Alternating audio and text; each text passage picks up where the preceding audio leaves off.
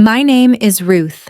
I'm 32 years old, and this is the story of how my family's Thanksgiving dinner turned into a reckoning nobody saw coming. Where are you tuning in from? Make sure to like, comment with your location, and subscribe, because I've got something special coming tomorrow.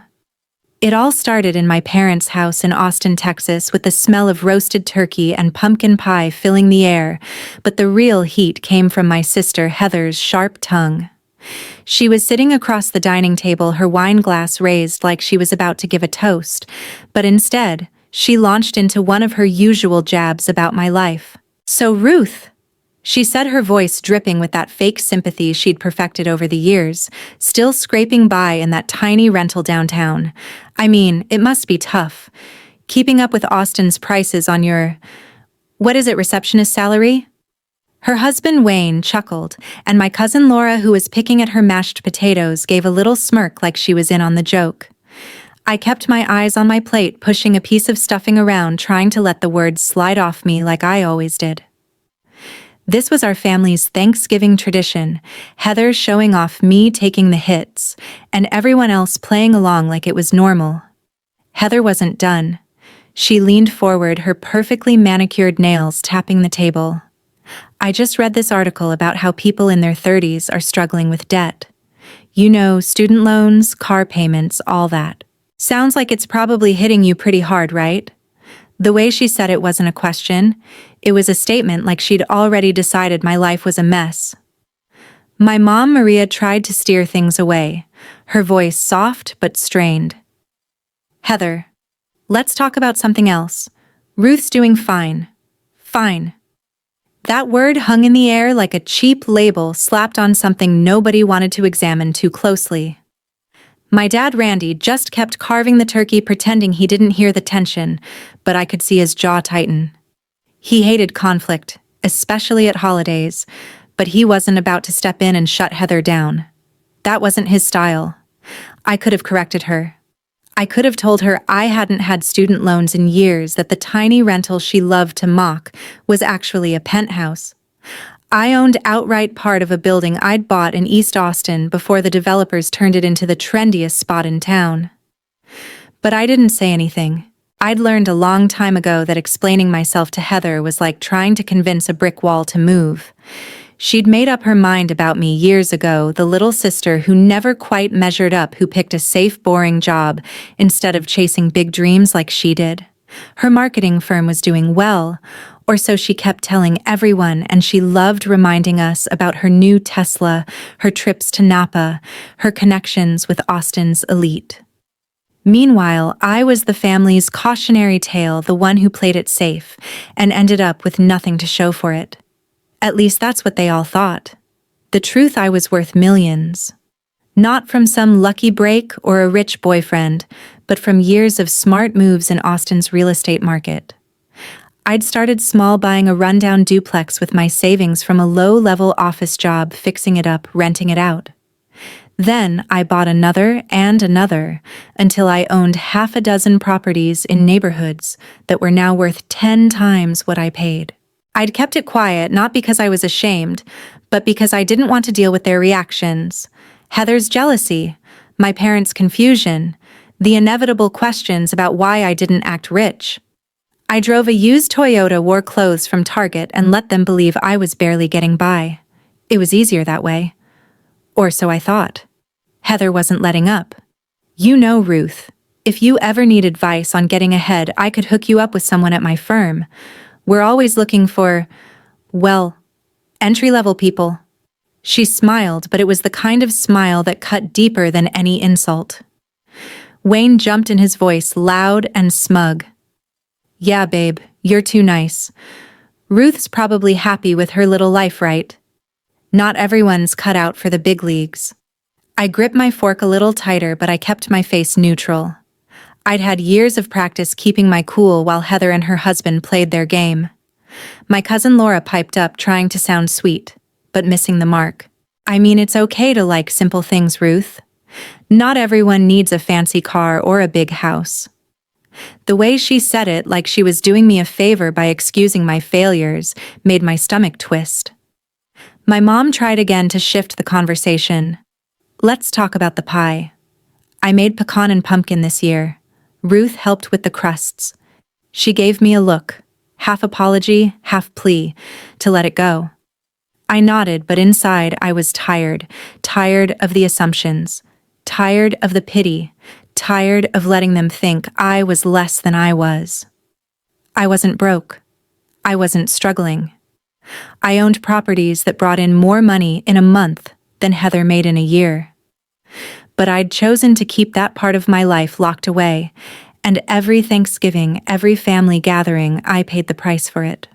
Their words weren't just annoying, they were a reminder that they didn't know me at all. And maybe I didn't want them to.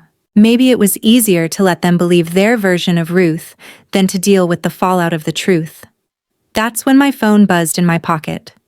I ignored it at first, figuring it was just a tenant texting about a maintenance issue. But it buzzed again, and something told me to check it. A text from Mr. Charles Bennett, the president of Lone Star Bank, one of Austin's biggest financial institutions. Ruth, I'm in your neighborhood for a family dinner. Need to drop off some papers for your signature. Okay, if I stop by in 10. My first thought was panic. This wasn't supposed to happen. I'd kept my business dealings separate from my family for years, meeting clients in offices or coffee shops, never letting the two worlds mix. But Charles wasn't just any client, he was the kind of man who didn't take no for an answer, and if he was already nearby, there was no stopping him. I texted back, "Sure, come by," and braced myself for what was about to happen. The doorbell rang just as Heather was launching into another story about her latest networking event with Austin's tech crowd. "Oh, Ruth, you wouldn't believe the people I met last week." She was saying, her voice loud enough to carry across the room. "Big names, big money. You'd probably feel out of place there, but I could introduce you sometime." My dad got up to answer the door, muttering something about neighbors dropping off extra pie. But when he opened it, there was Charles Bennett, all 6 feet of him in a tailored gray suit, looking like he'd just stepped out of a boardroom. His silver hair caught the light from the porch, and his presence seemed to suck all the air out of the room. Heather stopped mid-sentence, her wine glass frozen in her hand. Wayne's eyebrows shot up. Laura's fork clattered against her plate. "Good evening," Charles said, his voice smooth with that Texas drawl that made him sound like he belonged in every room he entered. "I'm looking for Ruth Carter. I hope I'm not interrupting your Thanksgiving." I stood up, feeling every eye in the room on me. "Mr. Bennett, good to see you," I said, keeping my voice steady. No interruption at all. Heather's mouth was half open, like she couldn't process why someone like Charles Bennett, whose name was on every major financial headline in Austin, was asking for her little sister. My mom stepped forward, ever the gracious host. "Please come in. I'm Maria, Ruth's mother. We're just having dinner." Charles smiled, all charm and ease. "Maria, it smells incredible in here. I won't take long, just need a quick word with Ruth about some business matters." Business matters. The words landed like a bomb. Heather's eyes narrowed and Wayne leaned forward, suddenly interested. Laura whispered something to my Uncle Tom, who'd been quiet until now, sipping his beer in the corner. Ruth, Heather said, her voice sharp with disbelief. "What kind of business could you possibly have with Mr. Bennett?" There it was, the challenge, the assumption that I couldn't possibly be involved in anything important. I could have brushed it off, made an excuse, kept my secret safe for another year. But something in me snapped. I was done hiding. Done letting Heather's version of me define who I was to this family. "Actually, Heather?" I said, turning to face her. "Mr. Bennett's here about my real estate portfolio. You know, the one you think doesn't exist, because I'm too busy scraping by in my tiny rental." Her face froze, and for the first time in years, she didn't have a comeback. Charles stepped forward, holding a sleek black folder. "Ruth, I brought the contracts for the 6th Street property sale. The buyers upped their offer to $4.5 million, and they need your signature by tomorrow to close the deal. $4.5 million. The number hit the room like a shockwave. My mom's hand flew to her mouth. Randy stopped carving the turkey. Wayne's jaw dropped, and Laura's eyes went wide. Heather just stared, her wine glass still in her hand, like she was waiting for someone to tell her it was a joke. 4.5 million, Heather finally said, her voice barely above a whisper. For what? Charles glanced at me, raising an eyebrow as if asking permission to continue. I nodded. The commercial property on 6th Street, he said. Ruth's been managing one of the most impressive real estate portfolios in Austin for years.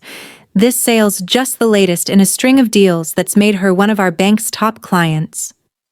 He turned to me, his smile warm but professional. I also wanted to discuss your approval for the downtown development project. The investors are ready to move forward, but they need your input on the financing structure. Heather's face was a mix of shock and something else, anger maybe, or embarrassment. Ruth, she said, her voice tight. You're telling me you own property on 6th Street, like actual commercial real estate, not some little apartment you're renting? I met her eyes, calm but firm. Yeah, Heather, I own it. And a few other buildings around Austin. I've been investing for years, but you were too busy assuming I was broke to ask what I was actually doing. The room went quiet, but not in that dramatic frozen way you see in movies. It was more like everyone was holding their breath, waiting for what came next. My dad cleared his throat. Ruth, honey, what's he talking about? You've got millions in real estate. I nodded, feeling the weight of their stares. It's a long story, Dad. But yeah, I do. Maria stepped closer, her voice soft but urgent. Why didn't you tell us, sweetheart? We thought you were struggling. Her words stung, not because they were mean, but because they were true. They'd all thought I was the family failure, the one who couldn't keep up with Heather's flashy success. And I'd let them think it because it was easier than dealing with their questions, their expectations, their judgment. But now, with Charles Bennett standing in my parents' living room holding a folder worth millions, there was no going back. The truth was out, and it was about to change everything. Wayne finally found his voice. So what, you've been playing poor this whole time, driving that beat-up Toyota while you're sitting on a fortune. His tone wasn't accusing exactly, but it carried the kind of disbelief that made it clear he felt tricked. I didn't owe him an explanation, but I gave one anyway. I wasn't playing anything, Wayne. I just didn't feel the need to flash my money around like some people do. The jab was aimed at Heather, and she flinched, her cheeks turning red. Laura, who'd been silent, leaned forward. Ruth, how did you even get into real estate? I mean, you work at that office job, right? How do you go from that to this? Before I could answer, Charles spoke up. Ruth's got a knack for spotting opportunities. She started small, buying properties in neighborhoods nobody else saw potential in back when East Austin was still affordable. Now those areas are gold mines, and she's built a portfolio that's the envy of half the investors in this city. He handed me the folder. I'll leave these with you, Ruth. Review them tonight, and we can talk tomorrow about the next steps. I know this is a family holiday, so I won't keep you. He nodded to my parents. Maria, Randy, thank you for the hospitality. Enjoy your Thanksgiving. And with that, he was gone, leaving behind a room full of stunned faces and a truth I couldn't hide anymore. Heather was the first to break the silence. You've been lying to us, she said, her voice sharp with accusation. All this time letting us think you were some broke nobody when you're out there making millions. What kind of game is that, Ruth? I set the folder down on the table, meeting her gaze. It wasn't a game, Heather. It was a choice. I didn't want my life to be about money, about competing with you over who's got the better car or the fancier vacation. But you made it really easy to keep quiet with all your comments about my sad little life. My mom put a hand on my arm. Ruth, we didn't know. Why didn't you tell us? I sighed, the weight of years of silence pressing down on me. Because I didn't want to be your charity case. Or your bank. I just wanted to be your daughter, your sister. But you all decided who I was before I could tell you. The rest of the dinner was a blur. The turkey got cold, the pie sat untouched, and nobody seemed to care about the football game playing in the background. Heather kept glancing at me like she was trying to figure out who I was. Wayne looked like he'd been slapped. Laura kept asking questions, trying to wrap her head around the fact that her boring cousin was richer than all of them combined. My parents just looked sad. Not because I was successful, but because they'd spent years worrying about a version of me that didn't exist. As I sat there surrounded by family but feeling more alone than ever, I knew this was just the beginning. The truth was out, and there was no putting it back in the box. After Charles Bennett walked out the door, the Thanksgiving dinner turned into something else entirely. Not a celebration, not a fight, but this weird, heavy pause where everyone was trying to figure out what to say next. The turkey was cold, the mashed potatoes were congealing, and nobody was touching the pumpkin pie. Heather was staring at me like I'd just grown a second head, her wine glass still clutched in her hand, like it was the only thing keeping her grounded. Wayne was blinking fast, like he was trying to process a math problem with too many zeros. My mom, Maria, kept looking between me and the folder Charles left on the table, her face a mix of confusion and something that looked like guilt. My dad, Randy, was just sitting there, his carving knife set down, his hands folded in his lap, like he was waiting for someone to explain what just happened. Laura, my cousin, was the only one who seemed halfway curious instead of stunned, her eyes flicking between me and the rest of the family like she was watching a tennis match. Heather broke the silence first, her voice sharp and accusing. "So what, you've been sitting on millions this whole time, Ruth? Just letting us think you're some sad broke loser while you're out there buying up half of Austin." Her words weren't just angry, they were hurt. Like I'd personally betrayed her by not fitting into the box she'd built for me. I set the folder down, trying to keep my voice steady. "I wasn't sitting on anything, Heather. I was building something. And I didn't let you think anything, you decided that for yourself. You never asked what I was doing. You just assumed I was failing because I didn't brag about my life every 5 seconds like you do." Her face turned red, and Wayne put a hand on her arm like he was trying to calm her down, but she shook it off. "Ruth, honey," my mom said, her voice soft but urgent. "How did this happen? I mean, millions in real estate. When did you even start doing this?" She wasn't accusing me like Heather, but there was this edge to her question, like she was realizing she didn't know her own daughter. Randy nodded, leaning forward. "Yeah, kiddo, you gotta give us something here. You're working some desk job last we heard, and now you're what, some kind of property tycoon?" Laura chimed in, her tone more curious than judgmental. "Seriously, Ruth? How do you go from answering phones to owning buildings on 6th Street? That's like next level stuff." I took a deep breath, knowing there was no way to avoid this conversation now. The folder on the table felt like a prop, a physical reminder that my secret life wasn't a secret anymore. "It's not some big mystery," I said, looking around at their faces, some shocked, some skeptical, some just lost. "It started about 8 years ago. I was working at that office job, doing admin work for a small accounting firm here in Austin. The pay wasn't great, but I saved every penny I could. One day I saw a listing for a rundown duplex in East Austin. It was cheap, nobody wanted it because the area was rough back then. I had about $10,000 saved up, so I used it as a down payment, took out a small loan, and bought it." Heather snorted like she couldn't help herself. "A duplex? You're telling me you turned a duplex into millions?" I ignored her tone, keeping my eyes on my parents. "Yeah, a duplex. I fixed it up myself.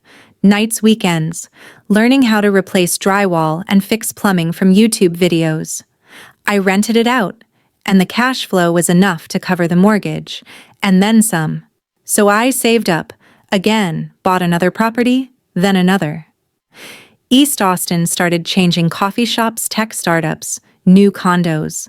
Suddenly, those rundown places I bought were worth 10 times what I paid. I kept going, buying commercial spaces, warehouses, even a few lots downtown. I didn't get lucky. I just paid attention to what was happening in this city. My dad's eyes widened. "You mean those fancy buildings on South Congress? The ones with the boutiques and breweries? You own those?" I nodded. "Some of them." I own 3 commercial properties on South Congress, 2 on 6th Street, and a handful of residential buildings in East Austin. Plus, a couple of undeveloped lots I'm holding for future projects. Laura let out a low whistle. That's insane, Ruth. I mean, I walk by those places every day. They're like the heart of Austin now. Wayne leaned back in his chair, crossing his arms. And you never said a word. Not one word. Why were you embarrassed or something? That question hit harder than I expected. Embarrassed? No. But explaining why I'd kept it all quiet wasn't easy. It wasn't about embarrassment, I said, looking at Wayne, then at Heather. It was about control. If I told you all, it'd turn into this thing where my life was suddenly about money. You'd start asking for loans or advice, or judging me for not spending it the way you thought I should. And Heather, let's be real, you'd have turned it into a competition. Who's got the better car, the better house, the better life? I didn't want that. I just wanted to do my work, live my life, and not have to justify it to anyone. Heather's face twisted like she was trying to hold back a flood of words. So you let us think you were struggling. You let us feel sorry for you like you were some charity case. That's not fair, Ruth. That's manipulative. Her voice cracked and I realized this wasn't just about her being mad. She felt played, like I'd been laughing at her behind her back. I wasn't manipulating anyone, I said, keeping my tone firm but not cruel. You decided who I was. You saw my old car, my simple clothes, and you wrote a whole story about me in your head. I didn't ask you to feel sorry for me. I didn't ask you to make me the family failure. You did that all on your own. Maria reached out her hand, hovering like she wanted to touch me but wasn't sure if it was okay. Sweetheart, we didn't mean to make you feel like that. We worried about you. You never talked about your life, your plans. We thought you were stuck. Randy nodded, his voice gruff. Yeah, kiddo. You were always so quiet, never bragging like Heather. We figured you were just getting by. We didn't know you were out there building an empire. His words were meant to be kind, but they stung. An empire. That's what they saw now, a $sign attached to my name. But that's not what I'd been chasing. I wasn't trying to be some real estate mogul. I was just good at seeing potential where other people saw problems. Laura spoke up, her voice softer now. So what's in that folder? More deals like the 6th Street one. I opened the folder, glancing at the top page even though I already knew what it said. It's the contract for selling a retail space on 6th Street. $4.5 million, like Charles said. And some documents for a new development project downtown, a mixed-use building with apartments and storefronts. I'm one of the lead investors, so I need to approve the financing plan. Wayne let out a low laugh, shaking his head. $4.5 million. That's more than our house, Heather's car, and my business combined. And that's just one deal, I nodded. It's a big one, but yeah, it's just one. Heather stood up, pushing her chair back with a scrape. I need a minute. She said, her voice tight, and walked out to the back porch. Wayne hesitated, then followed her, muttering something about checking on her. I could see them through the glass door, Heather pacing, her arms crossed, Wayne trying to calm her down. My mom looked at me, her eyes full of questions she didn't know how to ask. Ruth, why didn't you trust us with this? We're your family. We would have been proud of you. Her words were gentle, but they carried years of misunderstanding. I wanted to tell you, I admitted. But every time I thought about it, I'd hear Heather's voice in my head or see the way you and Dad looked at me when I didn't have some big, shiny accomplishment to share. It was easier to stay quiet. I didn't want my life to be a scorecard for you to compare with Heather's. Randy rubbed his face, looking older than I'd ever seen him. We messed up, didn't we? We made you feel like you had to hide this huge part of you. I didn't answer right away because the truth was complicated. They hadn't meant to make me feel small, but they had. Every time they praised Heather's promotions, her vacations, her big life, it was like they were saying my quiet choices weren't enough. You didn't mess up, I said finally. You just didn't see me. And I let you get away with it because it was easier than fighting for your attention. Laura leaned forward, her curiosity getting the better of her. Okay, but how much are you worth? Like total ballpark? I hesitated. This was the kind of question I'd been dreading, the one that turned my life into a number. But they deserved an answer. As of last month, my properties and investments are valued at around $67 million. Maria gasped, her hand flying to her mouth again. Randy's eyes widened and he let out a low whistle. $67 million. I nodded. Yeah, Dad. Dollars. Laura just stared, her mouth half open. I don't even know what to say. You're richer than like everyone we know. Before I could respond, Heather came back inside, her face still flushed, but her voice steadier. So what now, Ruth? You drop this bomb on us and we're just supposed to act like everything's normal. Like you didn't lie to us for years.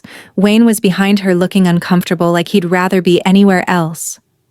I didn't lie, I said, meeting her eyes. I just didn't correct you. There's a difference. You decided I was a failure because I didn't live like you. I didn't need a Tesla or a corner office to feel good about my life. I was happy building something real, something that mattered to me. Heather's eyes flashed. And what my life doesn't matter, because I'm not out there buying skyscrapers. That's not what I said. I shot back, feeling my patience fray. But you've spent years acting like your way is the only way to succeed. You made fun of my car, my clothes, my job like they were proof I was less than you. And now you're mad because I'm not who you thought I was. That's on you, Heather, not me. She flinched, and for a second I thought she might cry. But she didn't. She just stood there, arms crossed, staring at me like she was trying to figure out who I was. Wayne cleared his throat. Maybe we should all take a step back. This is a lot. Maria nodded, her voice gentle but firm. He's right. Let's eat some pie, talk about something else for a bit. We don't have to figure it all out tonight. But we didn't eat pie. Nobody moved to touch the food. Instead, we sat there, the weight of the truth settling over us like a fog. My dad spoke up, his voice quieter than usual. Ruth, I gotta ask, how did you learn all this? Real estate investments, all that. You didn't study business in college. You were an English major, for God's sake. I smiled despite everything. I taught myself. I read books, watched videos, talked to people who knew more than me. When I bought that first duplex, I didn't know what I was doing. I just saw a chance and took it. After that, I started studying Austin's market, where the growth was, where the opportunities were. I got good at it because I had to. Nobody was going to hand me anything. Maria's eyes were shining, not with tears, but with something like pride. You did all that on your own. Without telling us, I nodded. It wasn't about keeping secrets. It was about proving to myself I could do it. And once I started, it just grew. I didn't plan to end up here. I just kept making choices that made sense. Laura leaned back, shaking her head. That's wild. I mean, I work in HR and I thought I was doing okay because I got a promotion last year. But you're out there playing Monopoly with real buildings. Her tone was light, but there was respect in it. Something I wasn't used to hearing from my family. Heather wasn't ready to let it go. So what's the deal with this downtown project Charles mentioned? You're like running the show now. Her voice was still sharp, but there was curiosity there too, like she was trying to figure out where she fit in this new version of our family. I'm not running it, I said. I'm one of the investors. The project's a big deal. Apartments, retail, maybe a community space. Austin's growing so fast and downtown's the heart of it. They need my input because I've got a track record of picking winners. Wayne raised an eyebrow. A track record. You sound like a Wall Street guy. I laughed, the sound surprising even me. Not quite. I just know Austin. I know what people here want: affordable places to live, spaces for local businesses, not just more luxury condos for tech bros. Randy looked at me, his expression softer now. You love this, don't you? The work, the planning, The deals. It wasn't a question, but I answered anyway. Yeah, Dad. I do. It's not about the money. Not really. It's about seeing something nobody else sees and making it real. That's what keeps me going. Maria reached for my hand, squeezing it gently. We should have seen it too. Not the money, but you. We should have seen you. Her words hit me harder than I expected, not because they were dramatic, but because they were true. They hadn't seen me, not the real me. And I'd let them believe the lie because it was easier than fighting for their attention. Heather sat back down, her arms still crossed but her posture less rigid. I don't know how to do this, she said, her voice quieter now. I don't know how to be your sister when you're this. She gestured at the folder at me, at the whole mess of the evening. I thought I was the one who had it together, the one who made it. And now it turns out you've been lapping me this whole time. There it was, the raw truth. Heather wasn't just mad. She was hurt, insecure, maybe even scared that her place in the family, her identity as the successful one, was gone. I didn't know what to say, so I didn't say anything. Sometimes silence is the only answer that makes sense. The rest of the night passed in a strange haze. We didn't eat much, didn't talk about football or the weather or any of the usual Thanksgiving nonsense. Instead, we sat there, each of us wrestling with what we'd learned, what we'd assumed, what we'd gotten wrong about each other. I knew this was just the start. There'd be more questions, more arguments, more moments where we'd have to figure out how to be a family now that the truth was out. But for the first time in years, I felt like I wasn't hiding anymore.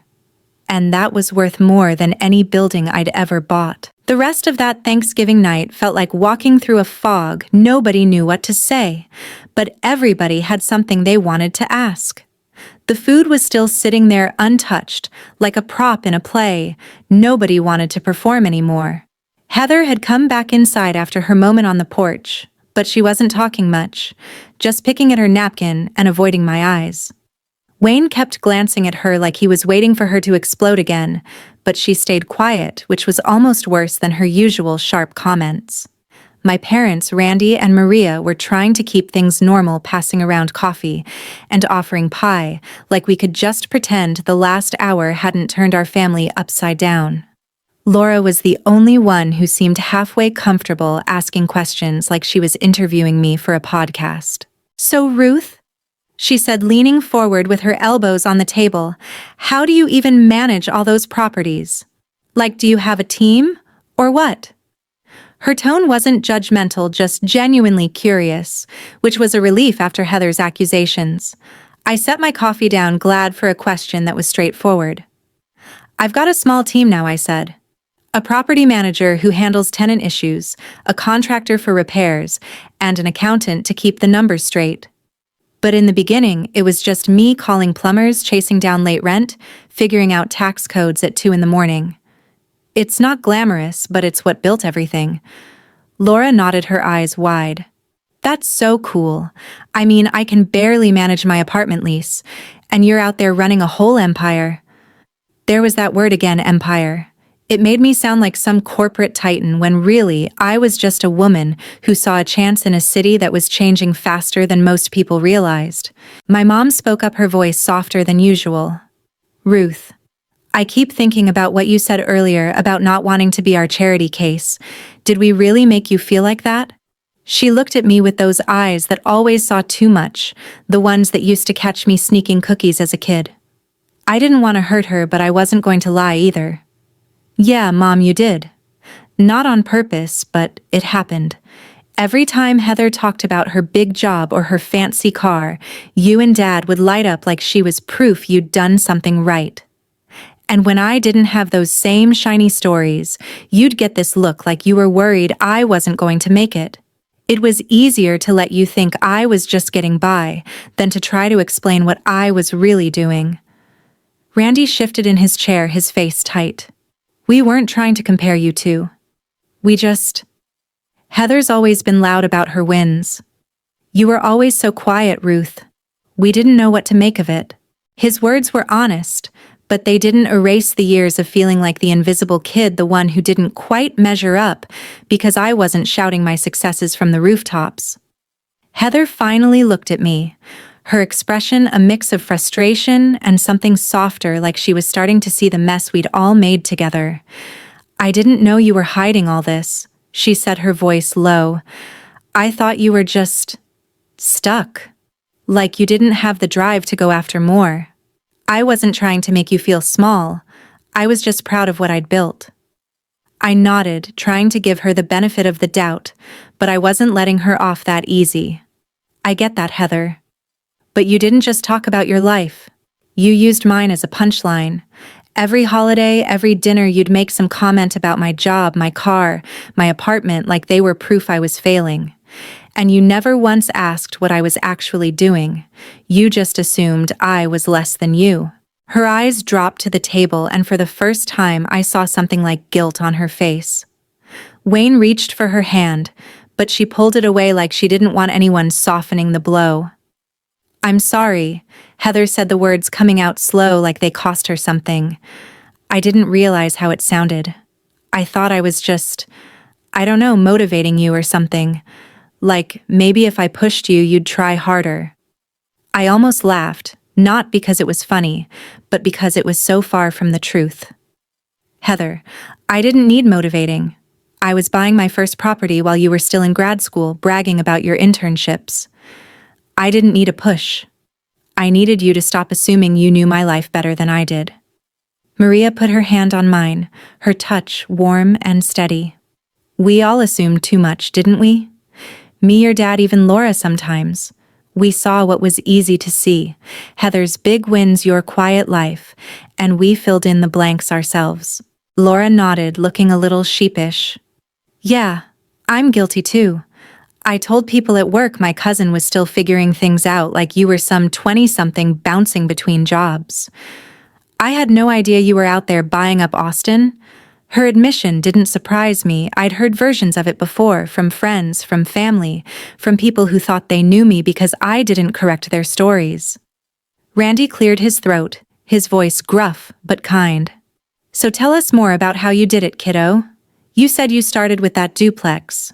What came next?" I leaned back, realizing they weren't just asking out of shock anymore. They wanted to understand. "After the duplex, I saved every cent from the rent checks and my office job. It took 2 years, but I had enough for a down payment on a small apartment building in East Austin, 6 units, nothing fancy. I fixed it up, raised the rents a little, and used the cash flow to pay it off faster. By the time Austin's tech boom hit, I'd bought 3 more buildings in neighborhoods that were starting to pop: South Congress, Barton Springs, places like that. I wasn't trying to get rich quick. I just kept making moves that made sense, buying low, improving the properties, and holding them until the market caught up." Wayne, who'd been quiet for a while, spoke up. "That's not just luck. You had to know what you were doing. How'd you figure out which properties to buy?" His tone was different now, not smug, not skeptical, but genuinely curious. "I studied the city," I said. "Austin's been changing for years. New businesses, new people, new money coming in. I read zoning reports, watched where the city was investing in infrastructure, talked to small business owners about what they needed. I'd spend weekends driving around looking at neighborhoods, seeing which ones had potential.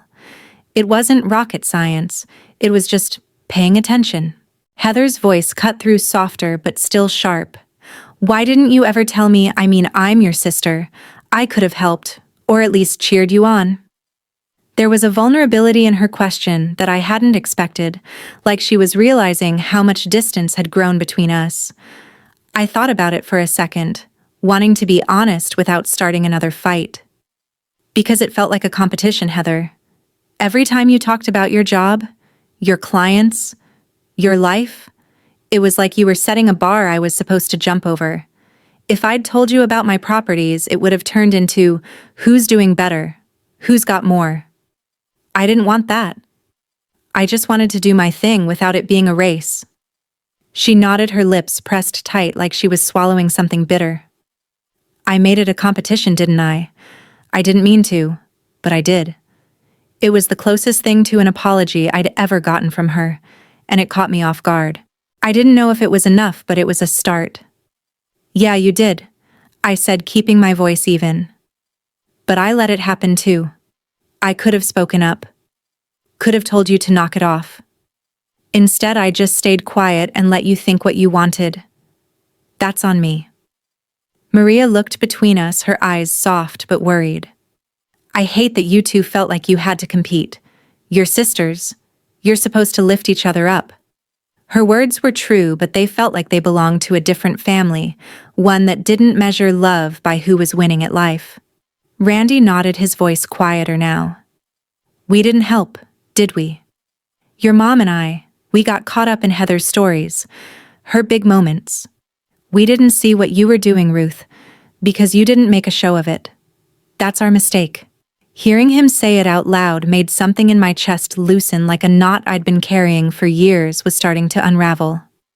Laura spoke up, her tone lighter, like she was trying to break the tension. "Okay, but can we talk about how cool it is that you own half of South Congress? I mean, I go to those coffee shops all the time. You're basically my landlord." She grinned, and it was the first moment all night that felt like it could have been a normal family dinner. I laughed, grateful for the shift. Not quite half, but close. "And don't worry, I'm not raising your rent." Everyone chuckled, even Heather, though her laugh was more strained than the rest. Wayne leaned forward, his curiosity getting the better of him.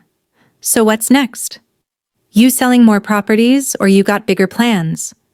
It was a fair question, but it reminded me how fast things could spiral once money entered the conversation. "I'm not selling everything," I said. "The 6th Street deal is big, but its strategic frees up cash for the downtown project. That one's more than just a building. It's about creating a space that works for Austin, affordable housing, local businesses, maybe a community center. I'm not just flipping properties to make a quick buck. I want to build something that lasts." Maria's face lit up like she was seeing me for the first time. "That sounds like you, Ruth. Always thinking about the bigger picture. I just wish we'd known sooner." Her words were kind, but they carried a weight I couldn't ignore. They wished they'd known, but would it have changed anything? Would they have loved me differently if I'd told them about the money? Years ago, I didn't know, and part of me didn't want to find out. Heather spoke up again, her voice steadier now. "I need to say something. I've been a jerk, Ruth. Not just tonight, but for years. I kept putting you down because it made me feel better about myself. Like if you weren't doing as well, it meant I was ahead. That's messed up, and I'm sorry." Her eyes met mine, and I could see she meant it, even if it was hard for her to say. I didn't rush to respond, letting her words sit there for a moment. "Thanks, Heather," I said finally. "That means something. But we've got a lot to figure out. I don't want you to feel like you're less than me now just because the numbers are different. You've built a good life too. We just went about it differently." She nodded, her expression softening. "I don't know how to be your sister right now, but I want to try. I don't want to keep doing this thing where we're always sizing each other up." It was the most honest thing she'd ever said to me, and it felt like a door opening, even if just a crack. "Then let's try," I said. "No more scorekeeping. Just you and me figuring out how to be sisters without all the baggage." Wayne smiled like he was relieved to see Heather letting her guard down. "That's a start," he said. "You two are tougher than most of the people I work with. You'll figure it out." Randy stood up, stretching like he was trying to shake off the heaviness of the night. "All right, enough of this for now. Let's eat some pie before it's completely ruined. Ruth, you want pecan or pumpkin?" It was his way of moving us forward, of trying to find some normalcy in a night that had been anything but. I smiled, grateful for the gesture. Pecan. Always.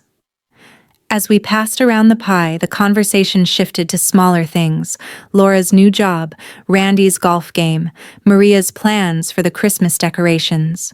It wasn't perfect, and it wasn't like everything was fixed, but it was a step. For the first time in years, I felt like I wasn't just the quiet one at the table letting Heather's stories fill the space. I was part of it, seen for who I was, even if they were still catching up to what that meant. But the night wasn't over. As we were clearing the plates, my phone buzzed again, a text from Charles Bennett. Ruth forgot to mention the Community Foundation called about your donation for the East Austin Library. They're hoping you'll agree to be named as the primary donor at the groundbreaking next month. I stared at the message, realizing that my secret life wasn't just unraveling, it was becoming public in ways I hadn't planned. A library donation, Heather asked, catching the look on my face as I read the text. What's that about? I sighed, knowing there was no dodging this one either. I gave some money to build a new library in East Austin, I said. They've been trying to get it funded for years and I wanted to help. Laura's eyes widened. How much is some money? I hesitated, then decided to just say it. 2.8 million. Maria dropped the plate she was holding, catching it just before it hit the counter. 2.8 million Ha's for a library, I nodded. It's not about the money. It's about what the library can do. Give kids a place to go. Keep the community strong. I didn't want my name on it, but they're pushing for it. Heather stared at me, her expression unreadable. You're just full of surprises, aren't you? She said, but there was no venom in her voice this time, just a kind of quiet awe. And that's when I knew things were really changing. Not just for me, but for all of us.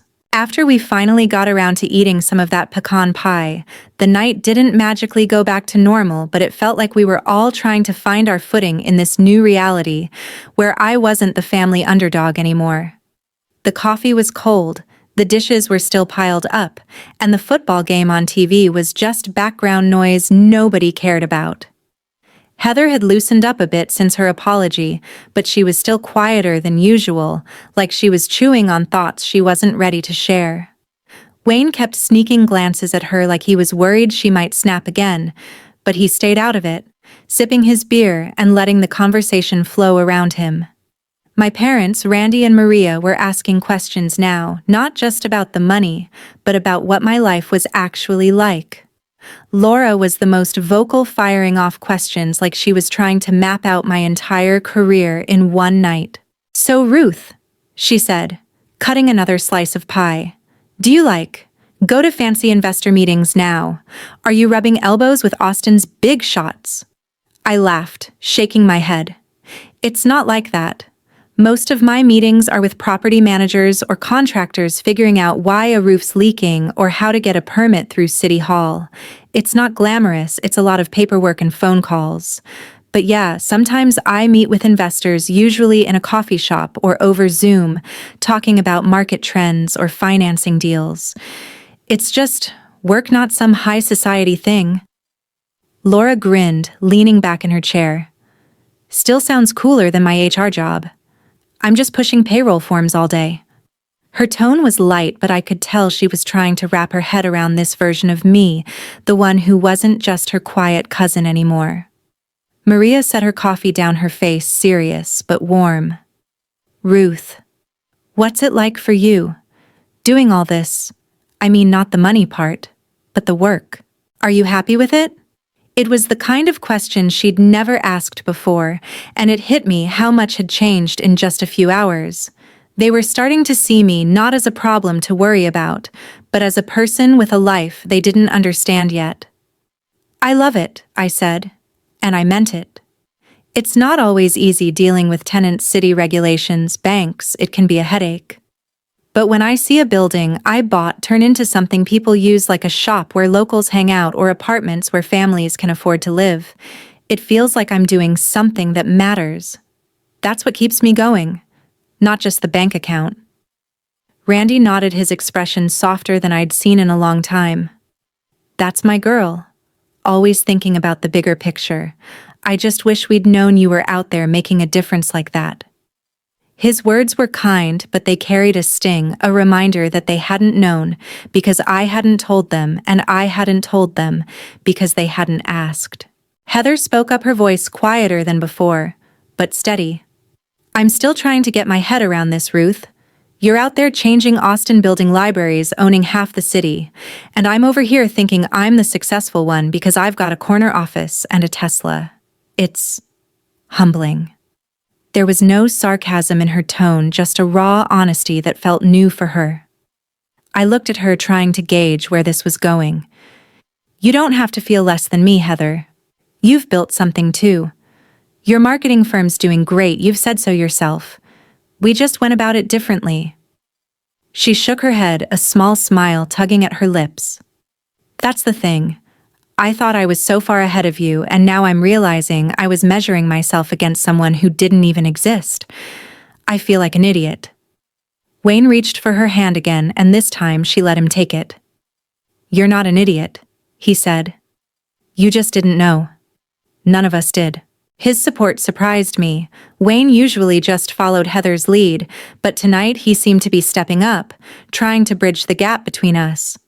Maria stood up, starting to clear the plates like she needed something to do with her hands. I think we all need to start over, she said. Not just with you, Ruth, but with each other. We've been so caught up in our own ideas about what success looks like that we forgot to ask what matters to you. Her words were simple, but they carried years of missed connections, of assumptions we'd all let fester too long. I nodded, not sure what to say. I'd like that, I said finally, but it's going to take time. I've been keeping this part of my life separate for so long, it's hard to know how to share it now. Laura leaned forward, her curiosity still burning. Can you tell us more about this downtown project, the one Charles mentioned? It sounds like a big deal. I smiled, grateful for a question that felt safe, something I could answer without digging into the messy family stuff. It's a mixed-use development, apartments, retail, maybe a community space like a small theater or a market for local vendors. Austin's growing so fast, but a lot of the new buildings are just luxury condos that regular people can't afford. I want this project to be different, somewhere that feels like it belongs to the city, not just the tech crowd. I'm working with a group of investors and we're finalizing the financing now.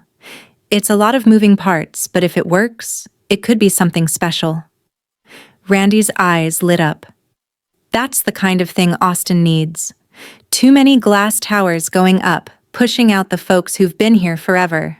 You're doing right by this city, Ruth. His pride caught me off guard. It wasn't just about the money, but about what I was trying to build. For the first time, I felt like he saw me as more than just his quiet daughter. Heather spoke up, her voice tentative. That sounds amazing.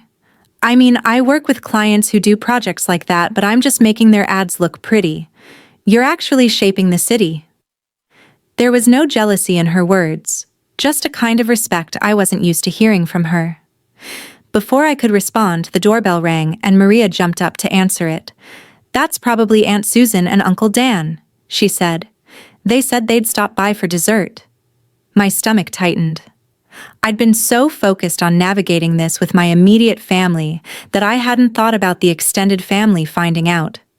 Aunt Susan was my mom's sister, the kind of person who could spread news faster than a wildfire in a dry summer. If she got wind of this, the whole family would know by tomorrow morning. Maria opened the door, and sure enough, there was Susan, all smiles and hugs, with Uncle Dan trailing behind her, carrying a tray of homemade cookies. Happy Thanksgiving, Susan exclaimed, pulling me into a hug. Ruth, you look great. Still working that office job downtown? I froze for a second, not sure how to answer. The old me would have just nodded, let her think what she wanted. But that wasn't an option anymore. Actually, Susan, I said, I've been doing some real estate investing. I don't work at the office job anymore. Her eyebrows shot up and Dan set the cookies down, looking curious. Real estate? Like flipping houses or something? I shook my head. More like buying buildings, apartments, commercial spaces. I've got a few properties around Austin. Susan's smile widened like she'd just stumbled onto the juiciest gossip of the year. Well, isn't that something? I always knew you had a sharp head on your shoulders, Ruth. How come you never told us? Heather cut in before I could answer, her voice dry but not hostile. Yeah, she's been keeping it quiet. Turns out she's kind of a big deal. There was a hint of her old sarcasm, but it was softer now, like she was trying to find her place in this new dynamic. Susan's eyes widened even more. A big deal? Oh, you've got to tell me everything. Maria stepped in, her hostess instincts kicking in. Let's get some coffee and cookies first. We've had a long night. She gave me a look like she was asking if I wanted to keep this contained for now. I nodded, slightly grateful for the reprieve. I wasn't ready for Susan to broadcast my life to the entire family just yet. As we sat back down with cookies and fresh coffee, Heather pulled me aside to the kitchen away from the others. Her face was serious, no trace of her usual bravado. I need to talk to you, she said, keeping her voice low. Just us. I followed her to the corner by the sink where the hum of the dishwasher gave us a little privacy. I meant what I said earlier. She started about being sorry, but it's more than that. I've been thinking about how I've treated you not just tonight, but for years. I kept putting you down because it made me feel better about my own stuff, my job, my marriage, my life. I was so scared of not being enough that I needed you to be less. That's awful, and I hate that I did it. Her honesty threw me. Heather wasn't the type to open up like this, and I could see it was taking everything she had to say it. I appreciate that I said, keeping my voice steady. But it's not just about you saying sorry, it's about what we do now. I don't want to keep score anymore, Heather. I don't want every conversation to be about who's winning. Can we do that? She nodded, her eyes bright with what might have been tears, but she blinked them away. I want to try. I want to know you, the real you, not the version I made up in my head. Can you give me a chance to do that? It was the most vulnerable I'd ever seen her, and it made me realize how much we'd both lost by letting this distance grow between us. Yeah, I said. I can give you that. But it's going to take time. I've spent years keeping this part of my life separate, and letting you in feels risky. She gave a small laugh, the first real one I'd heard from her all night. I get that. I haven't exactly made it easy for you to trust me, but I want to be better. Not just for you, but for me too. We stood there for a moment, the dishwasher humming in the background, and it felt like the start of something new, not perfect, not fixed, but possible. Back in the dining room, Susan was already grilling Laura about what she'd missed, and I could tell Maria was trying to keep the conversation light to avoid a full-blown interrogation. Dan, bless him, was just eating cookies and talking about his golf game, oblivious to the undercurrents. Randy caught my eye as I sat back down, his expression a mix of pride and regret. You know, he said, I always thought you were the steady one, Ruth. The one who didn't need to make a big show. I should have known that meant you were up to something bigger than we could see. His words weren't flashy, but they meant everything. For the first time, I felt like he was seeing me, as I was not as the quiet kid who needed protecting. As the night wound down, Susan and Dan headed out, promising to call Maria tomorrow for the full story. I knew that meant the news would spread, and I'd have to deal with more questions, more reactions, more people trying to figure out where I fit in their version of the family. But for now, it was just us, me, Heather Wayne, my parents. Laura sitting around the table talking about small things like Christmas plans and Laura's new dog. It wasn't a movie-perfect moment with big hugs and tearful promises. It was messier, more real, like a family figuring out how to be a family again after years of getting it wrong. And as I looked at Heather, who gave me a small nod like we'd made a silent pact, I realized I was ready to try too. Not just for her, but for all of us. As the Thanksgiving night wound down, the house started to feel like itself again, but different. Like we were all standing in the same place, but seeing it with new eyes. The coffee cups were stacked in the sink, the leftover pie was wrapped up, and Aunt Susan and Uncle Dan had left with promises to call Mom tomorrow for the full scoop. I knew that meant the news about my real estate empire would be all over the extended family by breakfast, but for the first time I wasn't worried about it. The secret was out. and while it was messy, it felt like a weight I'd been carrying for years was finally gone. Heather was still sitting at the table, quieter than I'd ever seen her, but she wasn't sulking anymore. She was listening, really listening, when I answered questions about my work or my plans. Wayne was next to her, his usual smug grin replaced with something softer, like he was starting to see her and me in a new light. My parents, Randy and Maria, were cleaning up, moving slower than usual, like they were processing everything while they stacked plates. Laura was sprawled on the couch, scrolling through her phone, but chiming in with questions every few minutes, like she couldn't stop trying to figure me out. We ended up back in the living room, the five of us, with fresh coffee and a plate of Susan's cookies that nobody really touched. Maria sat down next to me, her hands folded in her lap. Ruth. I keep thinking about that library donation, she said. $2.8 million for a library in East Austin. That's not just money, that's you leaving a mark on this city. Are you going to let them put your name on it? Her question wasn't just about the library. It was about whether I was ready to step out of the shadows to let the world know who I was. I shrugged. Not because I didn't care, but because I hadn't decided yet. I didn't give the money for recognition, I said. I gave it because I grew up going to that old library reading books when things at home felt heavy. I wanted kids like me to have that too. But if I let them announce my name, it's not just about the library anymore. It's about me, my money, my life. I'm not sure I'm ready for that. Heather looked at me, her expression softer than it had been all night. You should do it, she said, surprising me, not for the attention but because you deserve to be seen. You've been hiding this huge part of yourself, and maybe it's time to stop. People should know what you've done for this city. It was the kind of thing I never thought I'd hear from her, and it hit me hard, not because it was dramatic, but because it was honest. Maybe I said, giving her a small smile. I'll think about it. Thanks, Heather. She nodded, and for a moment it felt like we were sisters again, not competitors trying to outdo each other. Randy leaned forward, his coffee cup cradled in his hands. You know, kiddo, I've been thinking about what you said earlier about us not seeing you. I'm sorry for that. I always thought you were doing fine, but I didn't realize how much you were carrying on your own. You didn't just build a fortune, you built a life that means something. I'm proud of you, not just for the money, but for who you are. His words weren't flashy, but they meant everything. I'd spent years convincing myself I didn't need their approval, but hearing it now from my dad made me realize how much it mattered.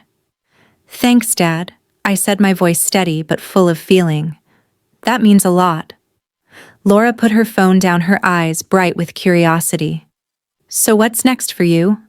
You've got this downtown project, the library, all these properties. Are you just going to keep buying up Austin, or do you have bigger plans? Her question made me laugh, mostly because it was the same one I'd been asking myself lately. I'm not trying to buy up the whole city, I said. The downtown project is a big focus right now. It's a chance to create something that keeps Austin's soul intact, not just another shiny high-rise for tech millionaires. After that, I want to keep investing in places that need it, neighborhoods like East Austin, where people are getting priced out. Maybe start a foundation to support small businesses or affordable housing. I'm not sure yet, but I know I want my work to do more than just make money. Wayne spoke up, his tone more serious than usual. That's big, Ruth. Most people with your kind of money just sit on it or spend it on fancy toys. You're out there trying to make a difference. That's not nothing. Coming from him, it felt like high praise, especially since he'd spent most of the night looking like he didn't know what to make of me. Thanks, Wayne, I said. But it's not about being noble. It's about doing what feels right. Austin's given me a lot, and I want to give back. Heather was quiet for a moment, then leaned forward, her voice low but clear. Can I ask you something, Ruth? When you were building all this, did you ever think about telling me, like even once when we were fighting or when I was being a jerk? Did you ever want to just shut me up with the truth? Her question caught me off guard, not because it was new, but because it was so raw. She wasn't accusing me. She was trying to understand. Yeah, I admitted. There were times, especially when you'd make some comment about my car or my job, when I wanted to throw it in your face. Just lay it all out and watch you squirm. But then I'd think about what would happen next, the questions, the expectations, the way it would change everything. And I didn't want that. I didn't want my life to be about proving you wrong. I wanted it to be about what I was building for myself. She nodded, her eyes fixed on the table. I get that now. I wish I'd made it easier for you to tell me. I wish I hadn't been so caught up in my own stuff that I missed what you were doing. It wasn't a full apology, but it was close enough, and I could see she meant it. We both made choices, I said. You didn't make it easy, but I didn't give you a chance either. I could have pushed back, told you to knock it off, but I chose to stay quiet. That's on me too. She looked up, a small smile breaking through. So we're both kind of idiots, huh? I laughed, the sound easing the tension in the room. Yeah, maybe a little. Maria stood up, starting to gather the coffee cups. I think we've all been idiots in our own way, she said, her voice light but firm. But we're here now, and we're talking. That's what matters. Ruth, you don't have to hide anymore. And we don't have to guess who you are. We're your family, and we want to be part of your life, all of it, not just the parts you think we can handle. Her words settled over me like a warm blanket, not fixing everything, but making it feel possible to move forward. As we cleaned up the last of the dishes, my phone buzzed with another text from Charles Bennett. Ruth, the downtown investors want to meet Monday to finalize the financing plan. Can you make it? Also, the Library Foundation is pushing hard for the announcement. They're planning a big event. I stared at the message, realizing that my two worlds, family and work, were starting to merge in ways I couldn't control anymore. I texted back, Monday works. I'll call about the library tomorrow. When I looked up, Heather was watching me. Work stuff, she asked, her tone curious, not competitive. Yeah, I said. The downtown project. And the library people want me to go public with the donation. She nodded like she was starting to get it. You're going to be a big deal, aren't you? Like Austin famous? I laughed, shaking my head. I don't want to be famous. I just want to do the work. The next morning, I woke up in my penthouse apartment overlooking the Colorado River, the Austin skyline sparkling in the early light. It was the same view I'd had for years, but it felt different now, like I wasn't hiding behind it anymore. I made coffee, sat at my desk, and opened the folder Charles had left. The 6th Street sale was a done deal, and the downtown project was moving faster than I'd expected. By noon, I was on the phone with my project manager going over the financing details for the mixed-use development.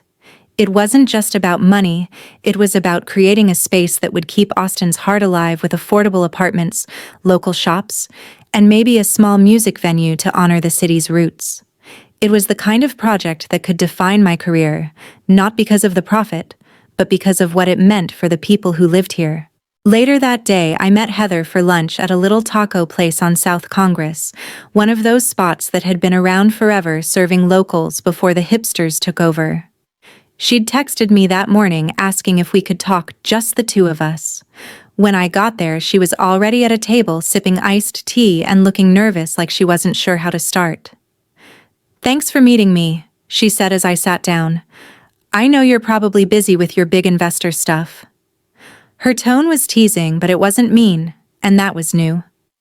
It's not that big, I said, smiling. Just a lot of spreadsheets and phone calls. What's on your mind? She took a deep breath like she was gathering her courage. I've been thinking about everything Thanksgiving, the way I've treated you, all of it. I talked to Wayne last night and he pointed out something I hadn't seen before. He said, I've been so focused on proving I'm successful that I forgot how to be a sister. And he's right. I've been awful to you, Ruth. Not just with the comments, but by not even trying to know you. I want to change that. I want to be part of your life, not just someone who shows up at holidays to brag. Her words were raw, unguarded, and I could see how much it cost her to say them. I want that too, I said. But it's not just about you changing. I need to let you in. And that's hard for me. I've spent so long keeping this separate, my work, my money, my life, because I didn't want it to define me. But I'm starting to see that hiding it didn't just protect me, it kept us apart. She nodded, her eyes meeting mine. So how do we do this? How do we start being sisters again? I thought about it, not because I didn't know, but because I wanted to get it right. We start small, I said. We talk, we listen, we ask questions without turning it into a contest. Maybe you come see one of my properties, or I come to one of your work events. We figure out who we are now, not who we were 10 years ago. She smiled, a real one this time. I'd like that. Maybe I can learn a thing or two from you about real estate. I mean, I'm not quitting my job to flip houses, but I could use some of your smarts. I laughed, feeling lighter than I had in years. Deal. And maybe you can teach me how to network without feeling like I'm selling my soul. We ate our tacos, talking about her latest client pitch and my next meeting with the downtown investors. It wasn't perfect, but it was real, two sisters trying to find their way back to each other. Over the next few weeks, things started to shift. I agreed to let the Library Foundation announce my donation, not because I wanted the spotlight, but because I realized Heather was right. I deserved to be seen. The groundbreaking ceremony was set for early January, and I'd be there shaking hands and smiling for the cameras, even if it felt strange. The downtown project moved forward with contracts signed and construction starting in the spring. I spent more time with my family, not just at holidays, but in small moments, dinners with mom and dad, coffee with Laura, even a tour of one of my properties with Heather. She asked smart questions, not to compete, but to understand, and I could see her starting to let go of the need to be the better sister. One evening, a month after Thanksgiving, I was back at my parents' house for a Sunday dinner, something we'd started doing regularly. The table was set with Mom's lasagna, and the conversation flowed easier than it ever had.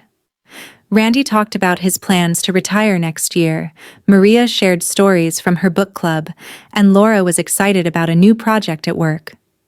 Heather and Wayne were there too, and for the first time, Heather didn't dominate the conversation with stories about her success. Instead, she asked me about the library, about how it felt to see my name attached to something so big. It's weird, I admitted, but it's also kind of nice. Like I'm finally letting myself be part of this city in a new way. Randy raised his glass, a rare gesture for him. To Ruth, he said, "For showing us what's possible when you do things your own way." Everyone raised their glasses, even Heather, who gave me a nod that said more than words could. As we ate, laughed, and talked about everything from football to family vacations, I realized something had changed, not just in them, but in me. I wasn't hiding anymore, wasn't splitting my life into two worlds to keep the peace. I was Ruth Carter, the woman who'd built a fortune in Austin's real estate market, who'd given back to her city, who was learning to let her family know her for who she was. It wasn't a fairy tale ending with every problem solved and every wound healed. But it was real, and it was enough. As I drove back to my apartment that night, the Austin skyline glowing against the dark, I thought about the months ahead, the library event, the downtown project, the new conversations I'd have with Heather and my family.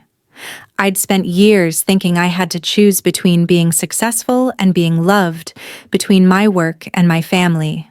But now, sitting in my penthouse with a view of the city I'd helped shape, I knew I didn't have to choose.